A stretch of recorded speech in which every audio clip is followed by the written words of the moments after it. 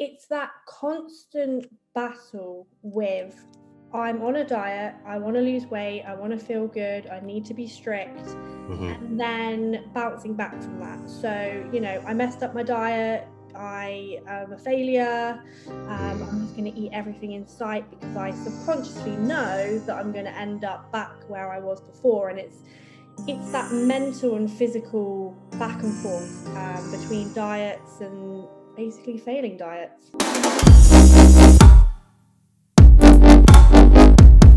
Hi, and welcome to another episode of the podcast. I couldn't get my words out then for a second.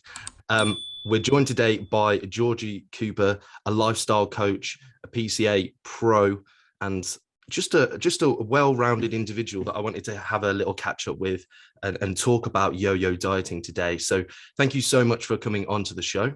Yeah, thanks for the wonderful introduction there. I'll take that.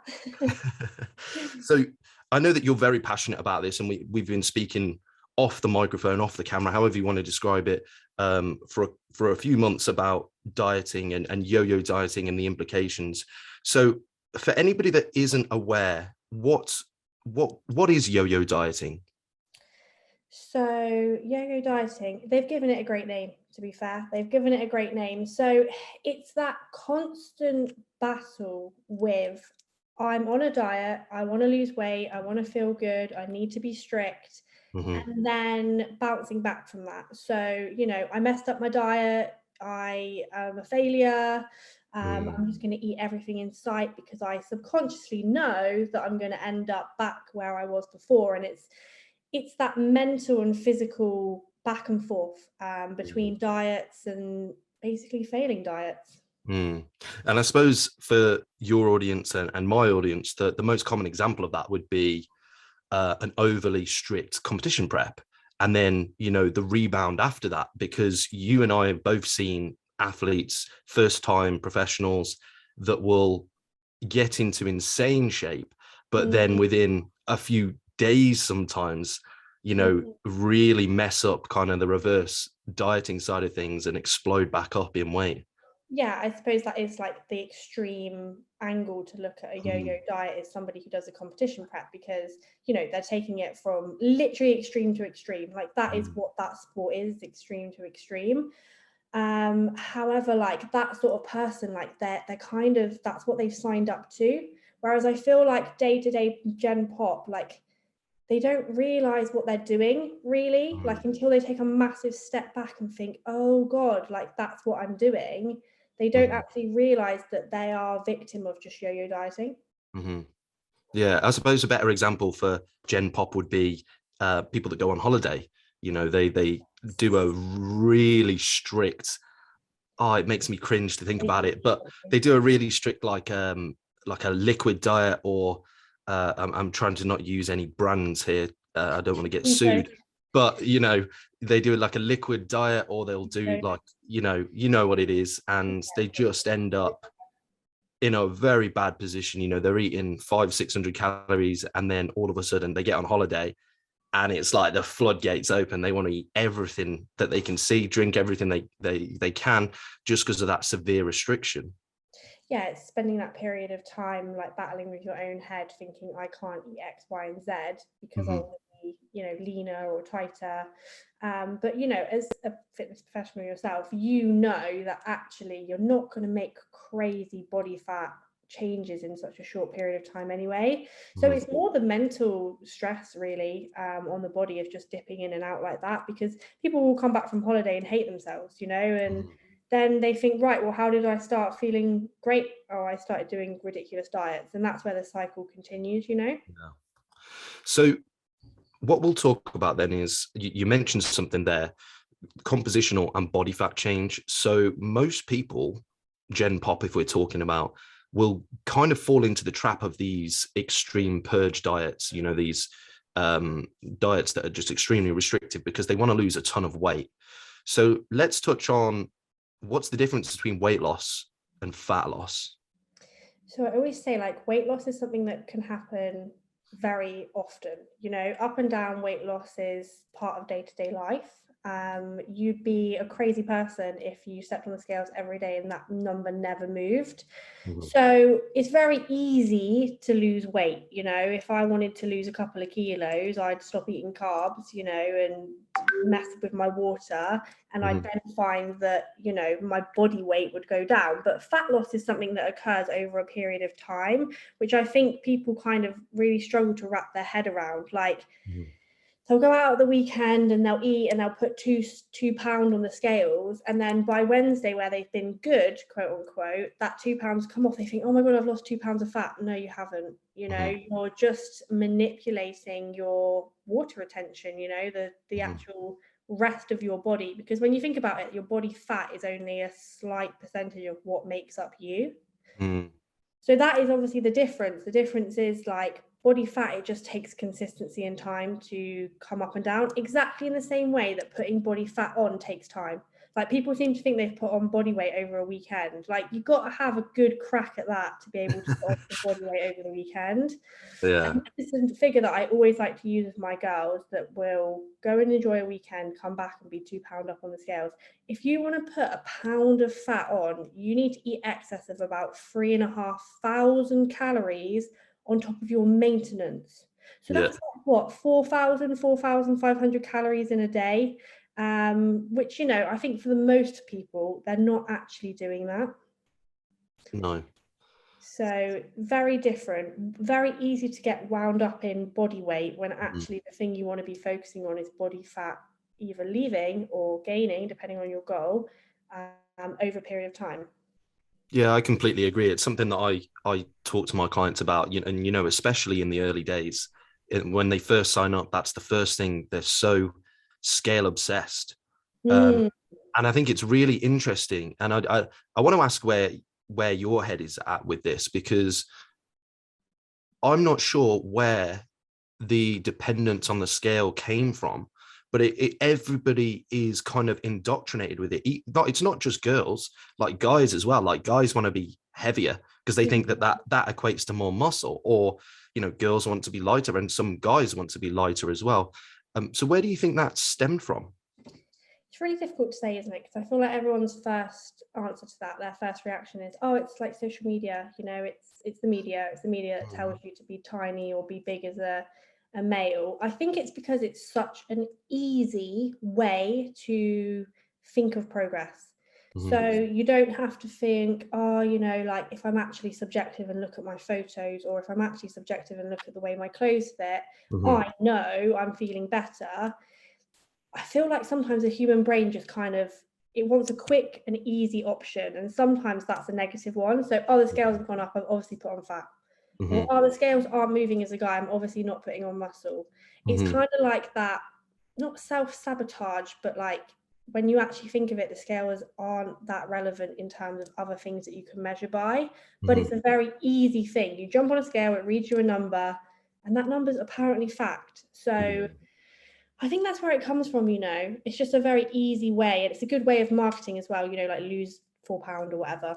You know, it's hard to say, oh, I can make you look better in your photos, you know. It's a different ball game.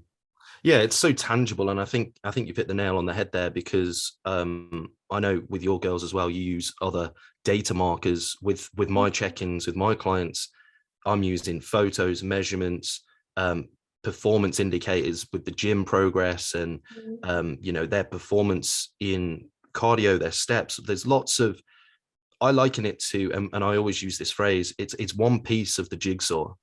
You know, yes, it's data. It is relevant, but only when you actually put it with everything else, because otherwise it is just a little number that means nothing. It tells you nothing. Yeah, it's relevant, like, long term. And also, like, people need to take into consideration that when you're weight training, it just skews it even more. You know, the body weight, again, putting on muscle, losing muscle, whatever you're doing with muscle, you're manipulating muscle now as well as manipulating fat. So you have to take that scale with a pinch of salt always, regardless of what you're doing.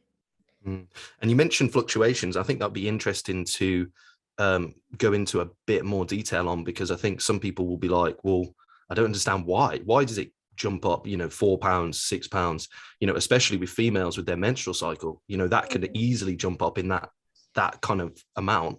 That's a massive one. Obviously, as a female with your menstrual cycle, you're going to see fluctuations, and every single woman will be different, and they'll have those fluctuations at different times. So again, reading stuff online can be helpful, but at the same time, it cannot be helpful, because some people may find that their weight goes up at a different time to the girl they follow on Instagram that's trying to be informative. So that's one thing, is hormones, then stress over hormones, or just stress in general life.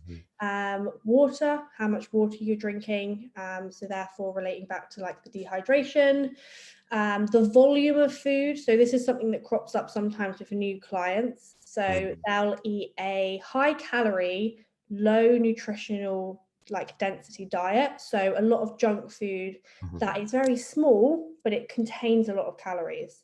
And then I say to them, I want you to eat this amount of calories, but I want you to eat, wholesome foods as well as a little bit of what you fancy. So they're having rices, pastas, vegetables, salads, fruits. They turn up to the check-in the next week, they've put on a pound.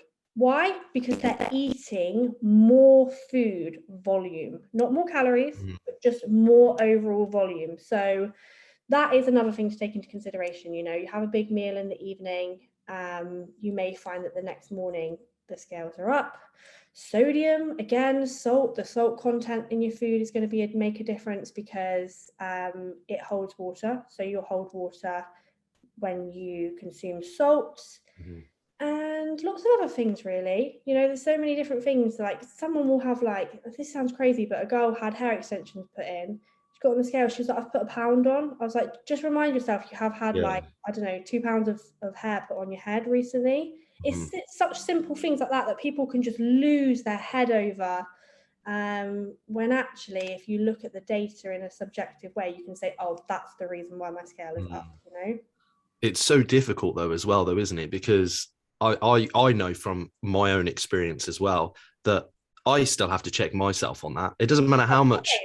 Yeah, like it's unbelievable. Like, I can say it to my clients and start listing off the science, all of the variables, why it doesn't matter, and then I jump on the scales and I'm like, what's going? And then I have to catch myself in the back there, and I catch my little thought process, and I'm like, Dan, what are you doing? Like, come on now. I'll get up in the morning, look at the scales, be like fuming about it, walk around like having my like coffee and stuff, fuming. I'll sit at my desk and I'll start voice noting people saying, don't worry about the scales.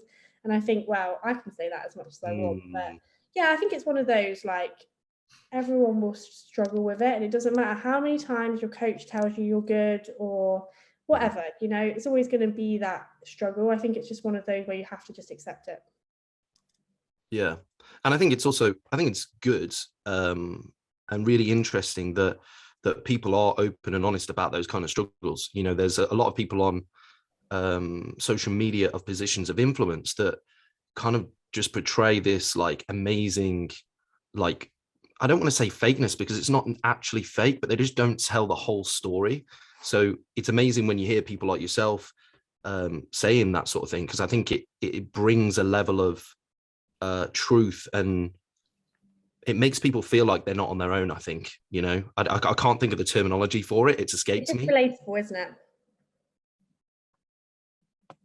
it?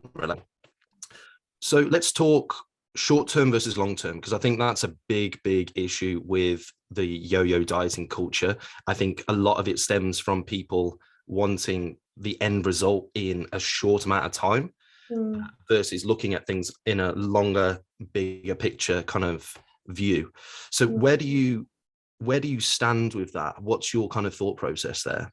So I think the issue that people run into, and the light bulb moment for a lot of people, is when they realize that the yo-yo dieting, switching up diets, in and out of diets, is not going to get you where you want to be long term. Dieting is a tool, and I think that's something I really have to remind my clients of, is that you don't just spend your whole life dieting or beating yourself up because you can't stick to a diet. Life is too short for that. And it's one of those things that's so easily done. Like, you get ready for a holiday, you go on holiday, you come back, you feel worse, you diet again, oh, okay, now, you restrict yourself, it's too restrictive, you end up messing it up. So it's one of those where, like, as soon as you basically accept that you're not going to make crazy changes in a short amount of time with something that you'll be able to keep for life, then that's when the kind of game is changed. And it's a case of like, I need to change my habits. I need to change the way I eat every day. I look at exercise. I need to change my thought processes rather than doing anything crazy with carbs or, you know, restricting yourself and saying, I'm not going out this Saturday. Look at it as a long-term thing. Like, you need to change the way you think rather than the things you're doing right now.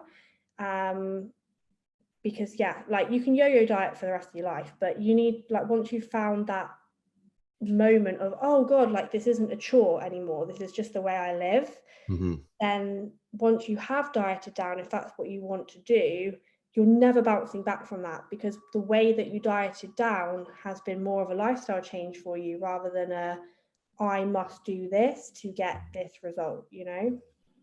I think it's something that I've experienced a lot in the fitness industry is when you talk to Gen Pop people, you forget how many myths and kind of misinformation is still out there and is still so misunderstood.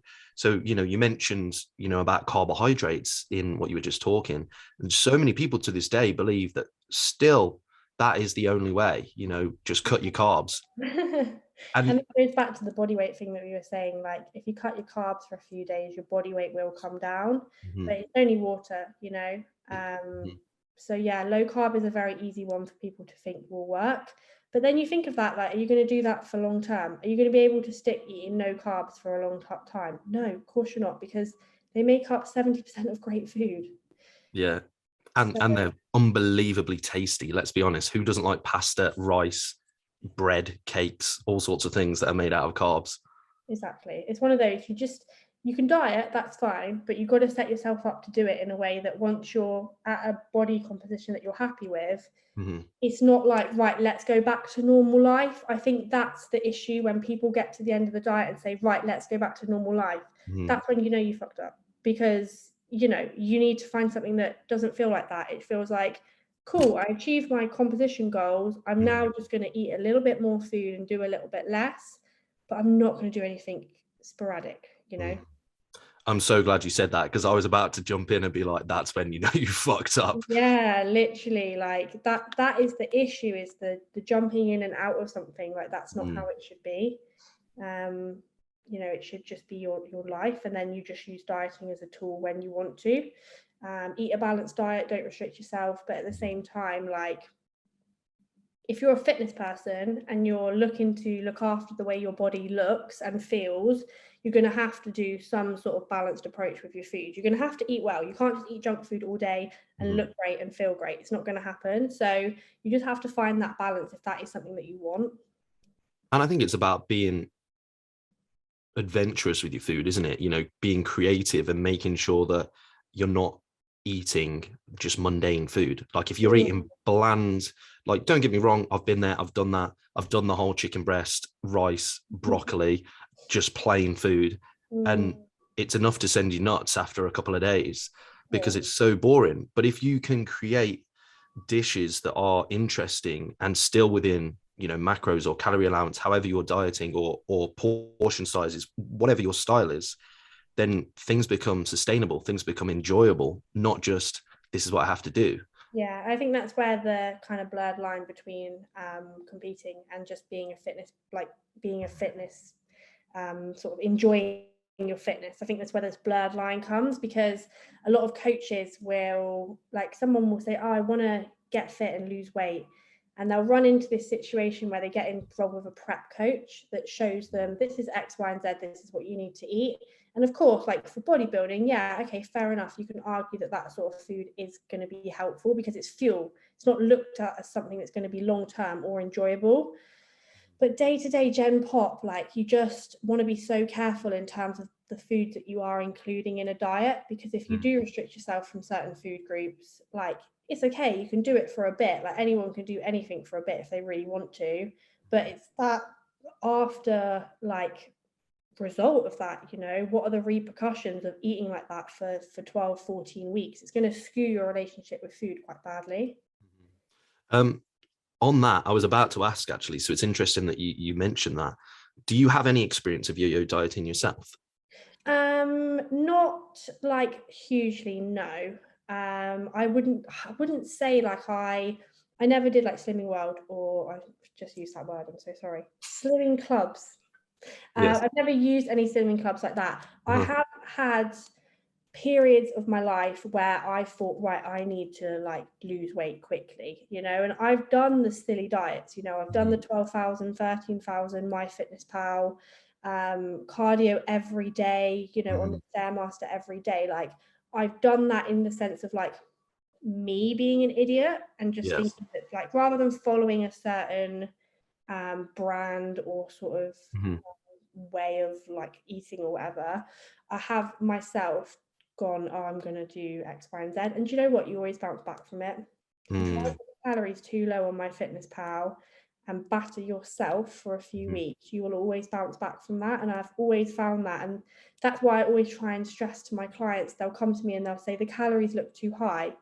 And I'll say, that's the whole reason that you're here, is that Mhm. in previous times you've tried to take your calories too low and it doesn't work. Mhm. So I'm not here to show you that it doesn't work again. I'm here to try and show you that actually, if you try the long road, it takes a little bit longer, yes, but it's going to get you into a better mindset. Like now, my mindset with food is different. I know that if I want to lose a bit of weight, I'm not going to be able to do it in 2 weeks. I'm going to have to be more realistic and set out a longer term goal.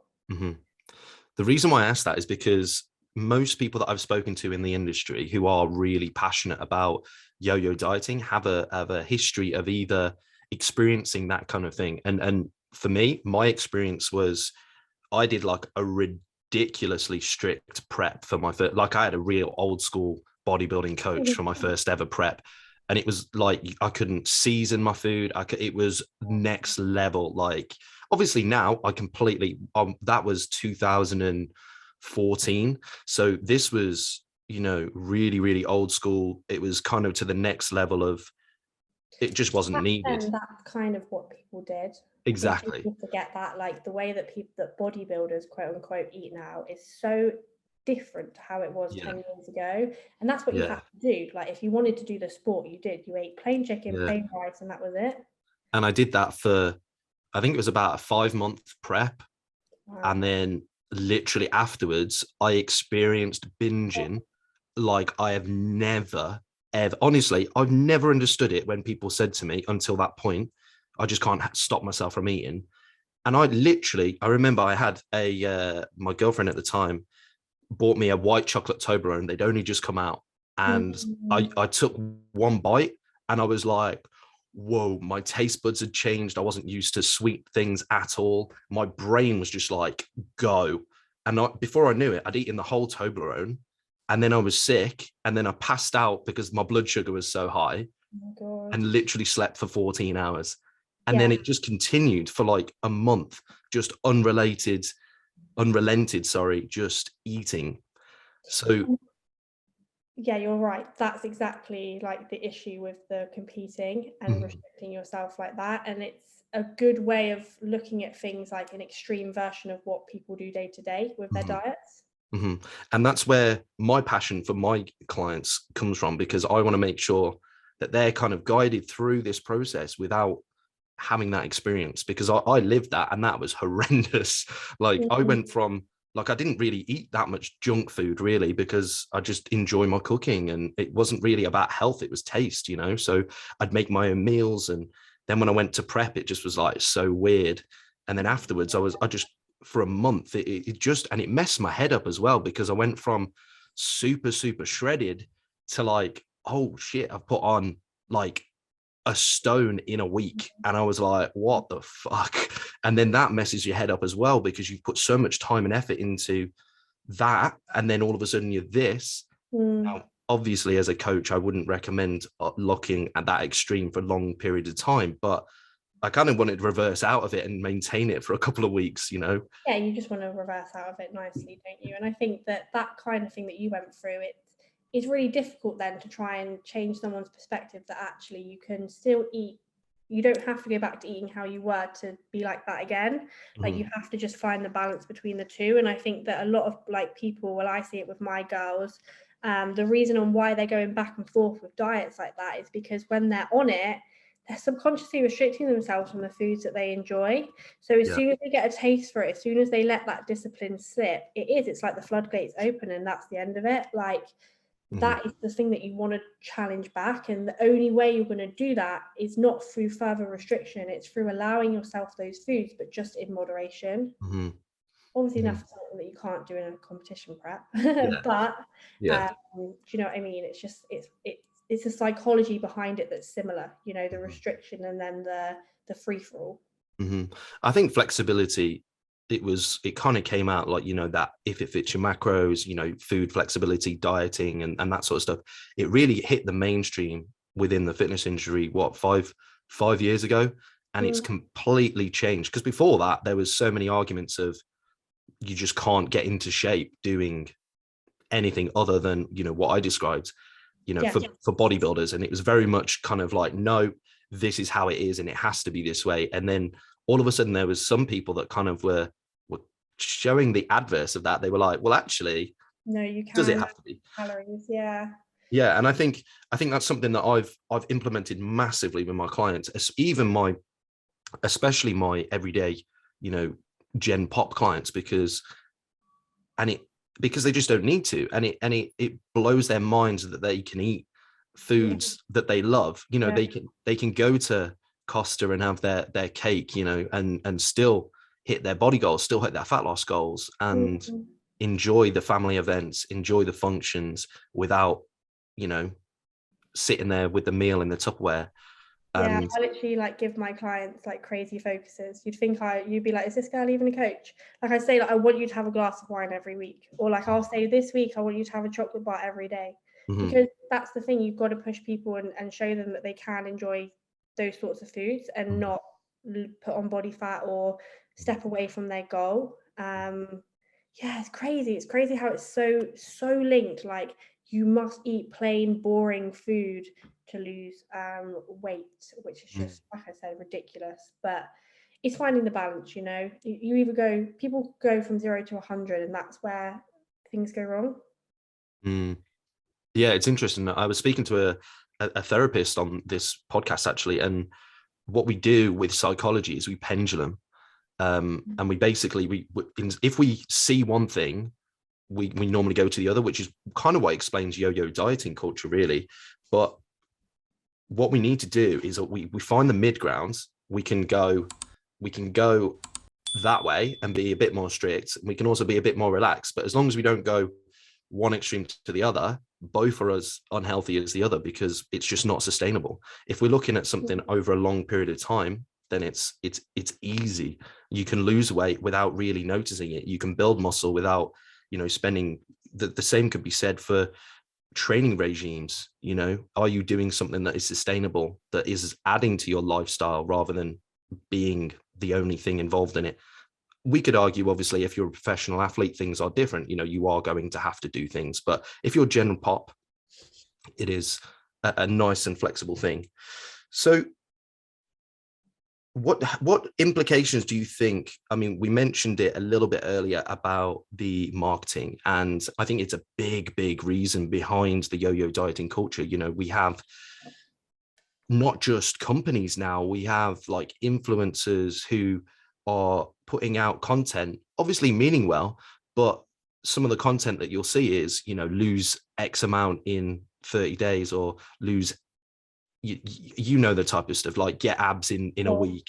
The thing is that kind of marketing is very sexy, and this is, people aren't stupid, like, if you're trying to sell something, you're not going to say, oh, well, you're going to have to come to me and we're going to have to iron out all of these mindset creases. That could take at least 4 to 8 weeks. And then we could maybe look at, putting you in a bit of a deficit, but it's not going to be a quick and easy road. You're going to come into complications. But if you'd like to sign up, here's the dotted line. That is not particularly sexy. People want everything now, and this is the issue. So that is why personal trainers and people online will say, come to me, I will help you lose 2 stone quickly. they know what they're doing. It's just the way that marketing goes, and it's the same with anything. Like anything that somebody's trying to sell, they'll make it sound amazing. And yeah, that's the issue, you know, it's a sex appeal, because that's what people are so intrigued by. And even though they think like, oh, you know, I'm not going to do another fad diet, but I am going to sign up to this 8-week challenge, I'm thinking it's the same thing. Like if all of these things worked, like you wouldn't be coming back to them again. So where do you think, I mean, I completely agree, you know, with marketing, we have to make things appealing to people. But where do you think the line is between kind of that misinformation and damaging to the culture as a whole versus, you know, we are trying to still sell, but being it in a more responsible manner? It's difficult, isn't it? Because I think it's better than it ever has been. I think there was a period of time when I first started PTing about 6 years ago now, it was very cool. It was very like, it was the thing that you always looked for, you know. Even I would, I'll put my hand up, when I first started one-to-one PTing, I did like, oh, you know, I'll help you lose drop a dress size, la la la la, because that's the kind of way that you think you have to market. But yeah, it's one of those, I think it's just a dangerous industry sometimes, and it's a shame because people coming into it, consumers, they have no idea. Like a lot of them have no idea on actually what it takes to lose body fat and keep it off. So it's not as easy as saying like just educate yourself before you start dabbling around looking for personal trainers. But I always say if it's too good to be true, it probably is. Yeah, no, I It's a completely good way agree. of looking at like how at these crazy things that you see online to sign up to. If they can promise you something that seems too good to be true, it probably will be. No, I like that. That's good. And I think it's interesting because I think we as trainers, online coaches, whatever you want to like kind of categorize us as, we do have the responsibility, because people, as you say, that are coming into us, into the industry, across our social medias, they might see these images, and I don't know how to describe it, but I think I'm going to use the word that they could be very easily manipulated if people aren't aware of what's going on. They could easily be drawn into the sexy marketing of, you know, lose a stone in a month. And people are like, whoa, you know, with social media, we can, you know, you see so many before and after images. Some of them could be massively doctored. And, you know, it's a real dangerous thing. So what would you say to people that are looking for a coach, that are looking for someone to take them under their wing and show them how to do this in an effective manner? I would say don't make a decision too quickly. I know you kind of think, oh, I want to get a coach, and then you're like, I want to do it now. You know, I want to sign up with the next person that I see on Instagram. But spend your time just following that person. Like literally reach out to their clients and ask them about what they think of their coach.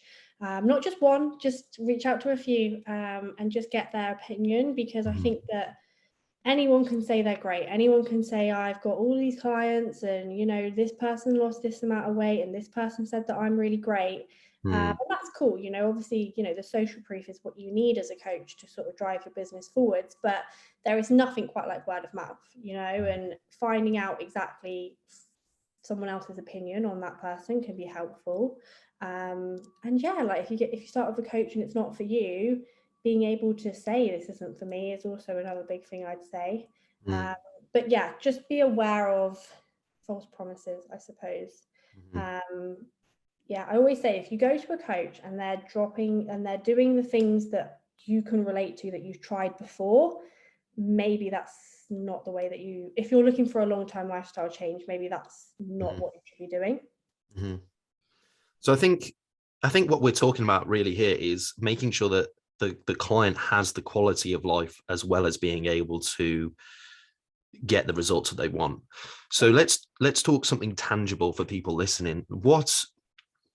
What is it that people are doing wrong when it comes to the yo-yo dieting? So we've talked about being overly restrictive, but where is it as well that people lose that quality of life that they could be continuing if they signed up with someone like yourself?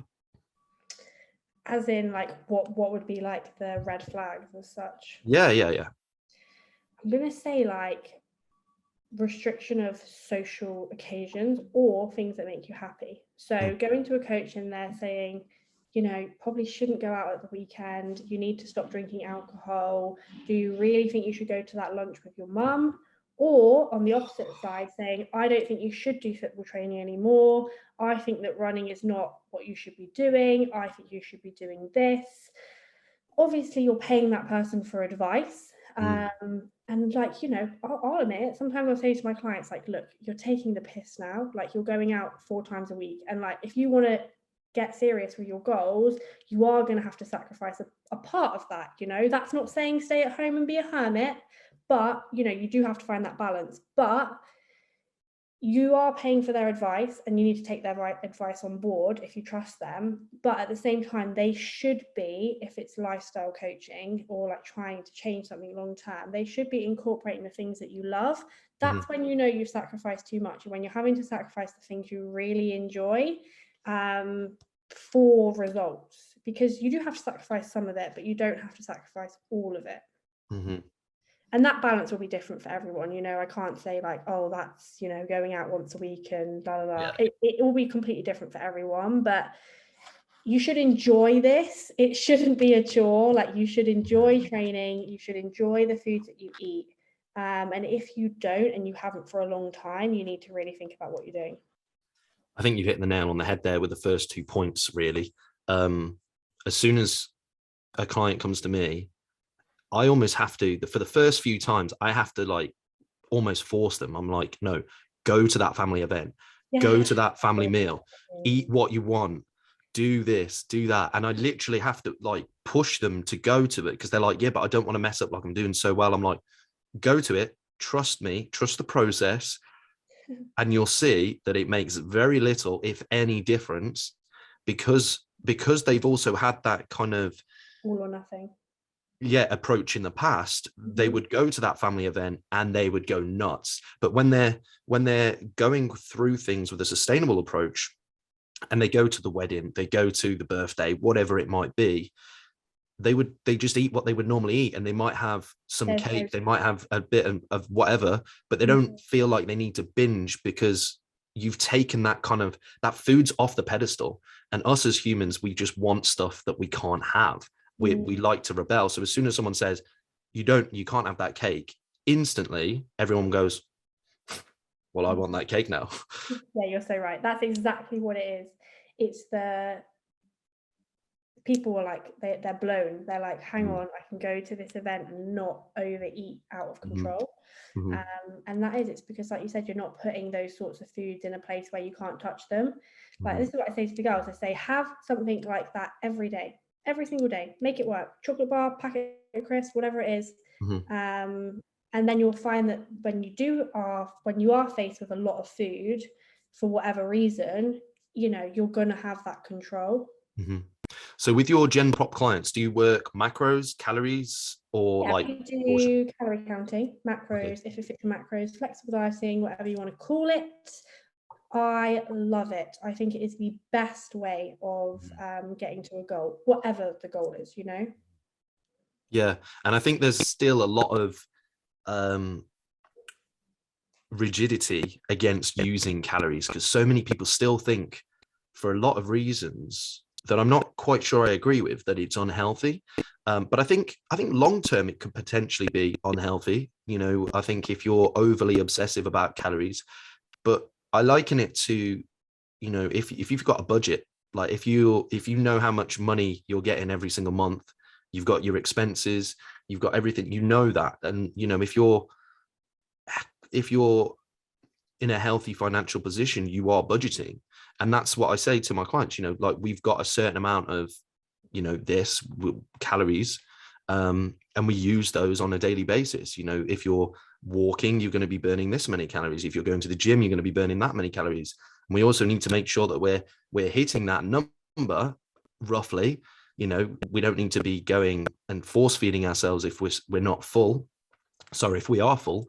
But as long as we're getting a roughly around that number, things are good. You know, we can hit it with this food, this food, this food, but also these as well. Yeah, it's one of those where, like, I always say, if you can't measure it, you can't manage it. And if you're trying to get fit and healthy and to a new goal, you're going to have to manage what you're eating. Turning a blind eye to what you're eating is never going to get you where you want to be. Obviously, long term, you're never going to be counting. You're not going to use MyFitnessPal when you're 70 years old. So, you know, it's one of those that you teach yourself about food. That's the beauty of calorie counting. Rather than, you know, getting a PDF file that says have 2 eggs on toast for breakfast, you can teach yourself about nutrition, which I think is a great way of doing it. But like you said, not becoming obsessive with numbers, which is why I don't get my girls to like weigh out cucumber. I just don't get them to do that, you know? So it's one of those that you just have to find the balance between being an adult and saying, this is what I am consuming and I need to keep an eye on it, but also not getting yourself into a bit of a mental headspace of those numbers. And another good way of like not being too obsessive with numbers is remembering that even packets, so when you scan something in on MyFitnessPal, that company has a 20% leadway. So they could say that piece of bread is 200 calories. It could be 180, it could be 220. You'll never know. So just don't get obsessed, basically.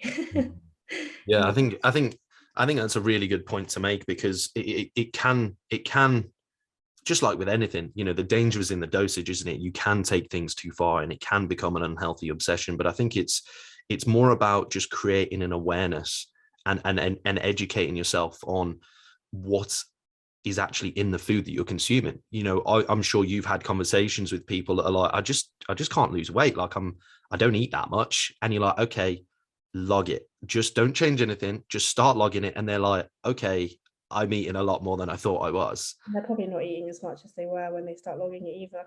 Yeah, because as soon as you know you're being judged.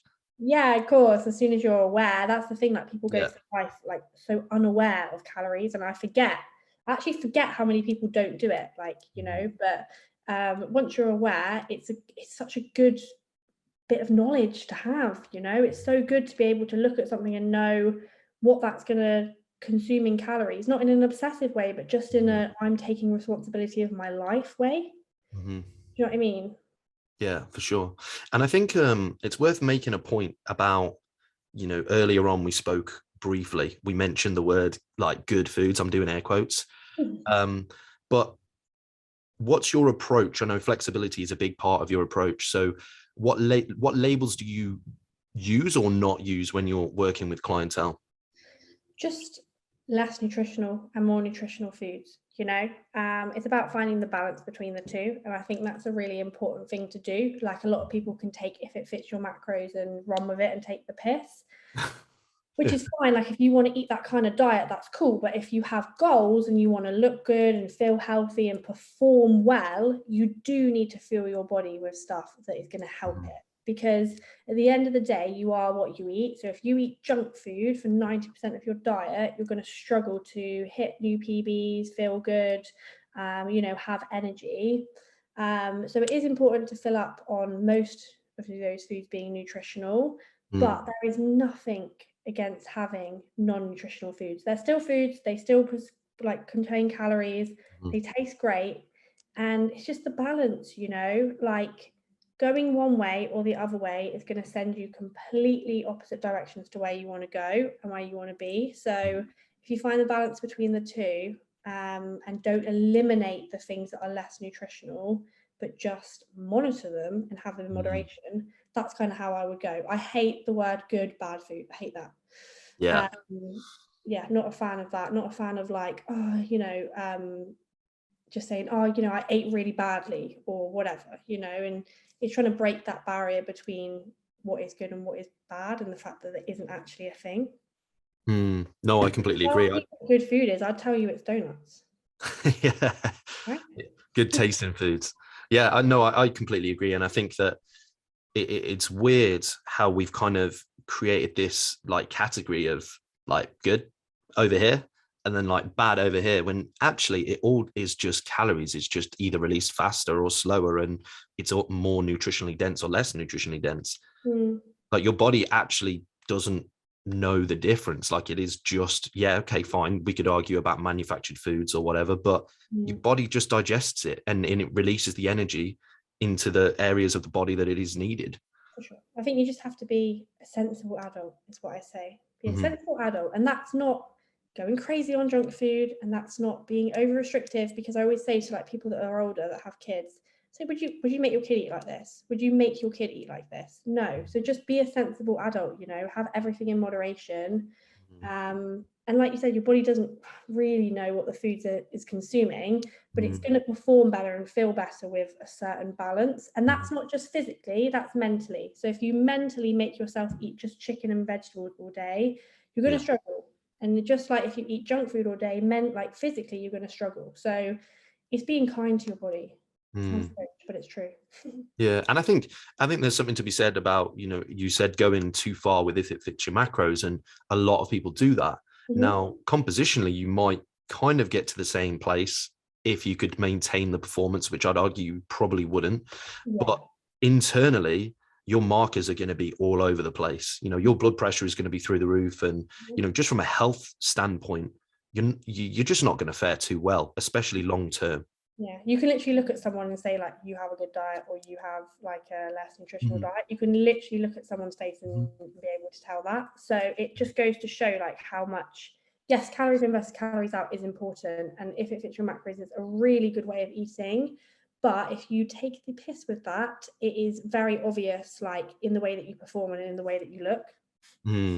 Yeah, I mean, there's so much there that we could unpack about, skin health, gut health, all sorts of related to diet, not just the calories. But I think that would be a bit too in depth for today. But I think let's talk. I think the last point that we'll talk about is how do we make sure, and I think that this is something that lots of people get wrong, is how do we make sure that a diet is actually right for that individual? So how do we know that they should be in a deficit? I'll clarify that as opposed to just using the word diet. How do we know that someone should be dieting right now? Exactly. I think mindset is a huge thing. You need to be in it. Like, there's no point in half-assing it. Like I said earlier, dieting is a tool.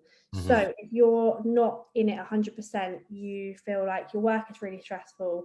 You feel like you've been dieting your whole life, like mentally you're just fatigued, high stress, other personal bits going on. You have to be able to set yourself up to diet successfully, because if you don't, you're going to be more sort of exposed to this yo-yo effect. And even like if you don't do anything irrational, still trying to diet when you're not physically or mentally in the state to, it will bring the same effect to yo-yo dieting, because you've tried it, you failed it, you've brought it back, you tried it, you failed it, you brought it back. So there's no rush. If you're not in the right place right now, there is no rush. So sort everything else out first. That doesn't mean you have to go into the other side of the yo-yo of the diet, but just live a happy and healthy life, eat well, eat fruit and vegetables, be an adult, like we said earlier. And then you can always look at it again and say, like, am I physically and mentally in the right place to do this? Like, are my relationships good? Is my relationship with food good? Is my home set up good? Like, is my job in a good place? Because those are things that you'll need for a successful diet. Yeah, I love that. And also, if someone came to you, they signed up, and that you're going through the pre-sign up consultation form, or you're having the call with them, however you do your process, and they say to you, yeah, I want to diet, I want to do this. What's your kind of process if you kind of come to the realization that actually this person probably doesn't necessarily need to diet, or isn't in the right place right now? Like, would you put them through a maintenance phase, or like a mindset training shift? What's kind of your process there? It can be really hard to turn around to someone who's signed up to diet with somebody to say, by the way, we're not dieting. Like, people don't take that very well. They think, oh, well, bugger you, like, I'm going to go to someone else, blah, blah, blah. And it's only ever because you have their goals in your interest. Like, you just want the best for them. And this happens a lot with like long-term clients. Like, you get so attached to the clients that like, I just want the best for them. So knowing actually it's not the best time right now to diet, like telling that to someone new who doesn't really know you can be really tough. So I'll always say, this is what I'm thinking, but if you're really keen to push on, then we can give it a go. And I tell you what, normally it lasts about 3 weeks, and I don't say I told you so, but I told you so. Yeah. And then you can pull someone out into a maintenance. So it's one of those where it depends client to client. Like some people are so fixed on the fact they want to diet, and you kind of have to, like, in a harsh way, like show them that is just not going to work, you know, because you're able to identify, like, look, you're obviously not in a space to diet because you're coming to every check-in and you haven't hit your calories, you're overeating, you know, you're feeling stressed. So like that point, you get to know them a bit better, and you can actually say, like, I don't think this is the right idea right now. Yeah. And for people that haven't signed up, I think I would agree. If someone is in a position of yo-yo dieting, I would just get them to eat normally. You know, not thinking about food too much, not eating crazy high amounts of food, starting to implement in a better routine, you know, more nutritionally dense food, as well as, I almost said a bad word there. I almost said treats, some less nutritionally dense food as well. And I think that just getting them to establish a normal routine of eating that they can actually get behind before they even think about anything else, just start enjoying your food again without obviously gaining or losing, or just trying to be in a maintenance. And obviously, if you're struggling with that, then there is an episode on this podcast. You can reach out to professionals to help you as well, calculate your maintenance calories. I do think that if they do that, they'll be so much better set up for the long term, because they know now that they can enjoy their food, and it's a simple process. You can just start to either exercise more or eat just a little bit less, and then all of a sudden it just drip feeds in, and 6 months down the line, you're exactly where you want to be. Yeah, it can be frustrating, but sometimes you just need to, like, spend time setting yourself up for a successful diet rather than just starting that straight away. Georgie, thank you so much for coming on. Just before we end, is there anything that you want to mention or talk about that we haven't yet mentioned on this episode? Do you know what? I actually don't think there is. I think it's been really helpful, actually, and I will direct quite a few people to this, because it just talks about the fact that, you know, the diet, everybody wants everything now, but it's not always that simple, you know? Yeah, no, I completely agree. Georgie, thank you so much. I'm sure we'll get you back on again. I'd love to deep dive on some of these topics, because each and every one of these things we could get into the science, but I think it's good to give a little bit of the taste of the topic, and then we can tease it and then bring you back in for some more scientific, geeky explanations. Love it. Thank you so much for having me, Dan. No problem. Thank you so much.